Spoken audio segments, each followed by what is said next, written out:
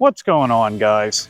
It's your boy, and I got a special treat for you today, as I'm talking about my brand new bike, which is the one and only G-Force T7. And in today's video, I'm going to explain why I picked out this bike, go over the specs, give it some tests, do all that good stuff. And just an FYI, this video is not sponsored. I bought this bike with my own money, but if I do find any special deals, I'll leave them in the link in the description box down below. So if you want to see all that and more, be sure to stick around. Wow, that is a big box. Do I need to sign anything? All right, thank you. Her name's Lucy. Yeah. Yeah, she's a beautiful, beautiful little girl. Yes, you are. Yes, you are, Lucy. I know, I know. Yes, yes. Are you happy for me, baby? So right out the box, this bike came almost entirely pre-assembled. The only thing I had to do was set up the handlebar stem and the handlebars itself. But other than that, it was just basically cutting the zip ties, unwrapping everything. And like I said, it came almost entirely pre-assembled. For anyone that doesn't know, I do delivery work on electric bike. We're talking apps like DoorDash, Grubhub, Uber Eats, Walmart Spark, a couple others like that. So I definitely needed to pick out some kind of bike that was going to help me accomplish those goals, while also being able to ride in comfort and being able to carry extra cargo, as well as being able to just do everything I needed to do, you know? And this is the bike that I picked out. Before we hit the road, let's check out the specs and see what this bike is made of. Starting from the ground up, we can see that these are 20x4 fat tires, because this is a fat tire bike. And as far as the tires themselves, it's from the brand Kenda. And Kenda is a bit of a step up from other tire companies, you know, just basic stock tires, nothing crazy, nothing heavy duty. But the treads are a little thicker, they got some better grip, better traction, so that's pretty good. And from the front and the back, we got ourselves the plastic fenders, and we got some support beams, that way they stay in place. And right down here, we got ourselves a Shimano derailleur with the adjustments right out here. And we got ourselves the cassette, 7 gears from Shimano as well. And right over here, we got ourselves the brushless hub motor, 750 watts of nominal power, or 1300 watts of peak power. And this motor is being supported by the spokes on the spoke rim, which helps keep the weight down. And we got ourselves a derailleur guard right here. This will help protect the derailleur from getting broken in case this bike falls over, tips over. And this bike has rear suspension in the form of these big beefy springs. They are adjustable to your liking as well. And on the other side, we got our FA 500 HD hydraulic brakes, and we got our 180 meter disc rotors. So pretty beefy rotors. It's got some really good stopping power. And we got the same setup in the front when it comes to the hydraulic brake and the disc rotor. And hydraulic brakes definitely have the edge above mechanical disc brakes when it comes to braking power, stopping power, but they tend to be a little more expensive, and mechanical disc brakes are usually easier to fix. So there is give and take, but overall, I would definitely recommend hydraulic. And we got our suspension fork. It's a basic lock and unlock. And then on the other side, it's just got a basic preload. And we got ourselves the rear rack, which is welded directly into the frame. And it's got a nice convenient handle right here, and it's got another handle over here, which makes it easier to pick up. We got screw holes on the back, that way you could fit a rear crate or maybe some saddlebags. As you can see, I got a rear crate situated, that way I can carry my cargo and deliver the goods. I also really appreciate the fact that it's got the screw holes on the front. That's what's allowing me to carry a front rack with a front crate, so I can carry even more stuff. Now, technically, there's 4 screws, and I've only got 2 of them on here, just because the screw holes on the front rack, it's not quite long enough. The screw holes are actually down here, while the ones to the rack are up here. But I got the top 2, so that's fine, gets the job done. And courtesy of most folding bikes, the handlebars are adjustable, so you can raise them up or lower them down as much as you need to. And for the handlebar setup, we got some rubber grips, so it gets nice traction with your hands. We got a thumb throttle on the left-hand side with the horn right underneath it. This took a little getting used to because it's typically situated on the right side, but that's okay. I got used to it. And we got the FA 500 HD mineral oil brake levers right here. Get some good stopping power with these. Right underneath the phone holder. This didn't come with the bike, by the way. We got the power button right here. This will turn on the display. And the display is pretty bright. We got the plus and minus buttons right up here. This allows us to change our pedal assist mode, which we got 1, 2, and 3. And with this button up here, you can check different settings on this bike. You can check how many miles you've commuted, overall miles per hour average, and you can check your current as far as your amp current, your amp output while you're riding this bike. And on the right-hand side, you got yourself the Shimano 7-speed gear shifter right here, pretty basic. And basically the same setup when it comes to the brake lever and the rubber grip handles. And this bike is a folding bike. And as you can see right here, we got a latch. All you gotta do is lift this part up, open it up, and then bam, just like that. As you can also see, we got ourselves a nice empty slot so you can fit in a second battery. I actually have a second battery hooked up right here, as you can tell. And if we open this part right here, we got the motor controller box that connects all the wiring on this bike. And I got my dual charge connector, which allows me to run both batteries at the same time. So that's pretty good. But let's be honest, the real reason why you're gonna get this bike is this massive battery right here. As you can see, it's a 48 volt, 60 amp hours. It's almost 3,000 watt hours. Limited charge voltage, 54.6 volts. And this did come with an 8 amp charger. I actually swapped out the original seat post and the seat in favor of this current setup that I've got. So for the seat itself, it's a nice big cruiser seat. It's got the shock absorption on the bottom, memory foam padding, so it's nice and plush. And the suspension seat post, as you can see, just adds a nice layer of protection and comfort. But honestly, the original setup, it's perfectly fine. The seat itself, it's a decent size. It's got the shock absorptions as well. So it should suit most people's needs, but me, I like to go big or go home. And we're not going home just yet because we got a video to film. So those are all the main specs. Now I got the mile tracker turned on because I'm actually picking up a DoorDash order right now. So we're gonna hop on the bike. I'll explain how the ride goes, how it feels, how it performs, and we'll pick this bad boy up. So I'll meet you there. So right now I'm in pedal assist mode 1. And as you can see, the speed is gradually going up, but I gotta actually pedal. And I think that's because there's a torque sensor. And the main difference between a torque sensor and a cadence sensor is that with a cadence sensor, it's really more about ghost pedaling. The moment that you pedal, you basically get that amp current, you basically hit that top speed without really having to put much effort into the pedaling itself. A torque sensor, it senses how much amp current to put out based on how hard you pedal. They tend to be of higher quality and last longer, but they're generally more expensive and they require more to repair compared to a cadence sensor. Now I'm in pedal assist mode 3, and as you can see, got some pretty decent top speed, just a little under 20 miles an hour, 21 miles an hour. Now keep in mind the speedometer is not completely accurate. It's from the reviews that I have seen, it's like a couple miles to a few miles per hour off.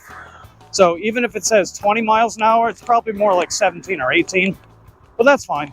I kind of wish the top speed was a little higher, or maybe there were just more pedal assist modes. That way I can get maximal speed while ghost pedaling, but that's okay.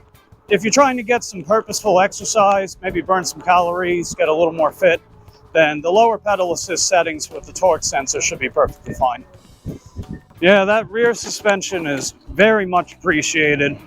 It practically feels like I'm riding on a cloud. It's that comfortable. When it comes to carrying cargo, especially fragile stuff like glass or ice cream or cups of coffee, just anything that can spill or break easily, having that added suspension really helps.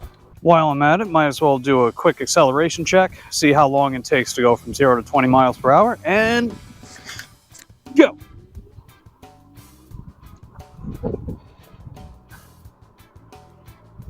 And 18, 19, all right, bam.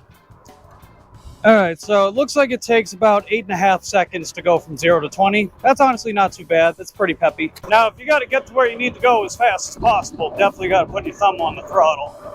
As we can see, we're going pretty darn fast. We'll do a quick brake check too.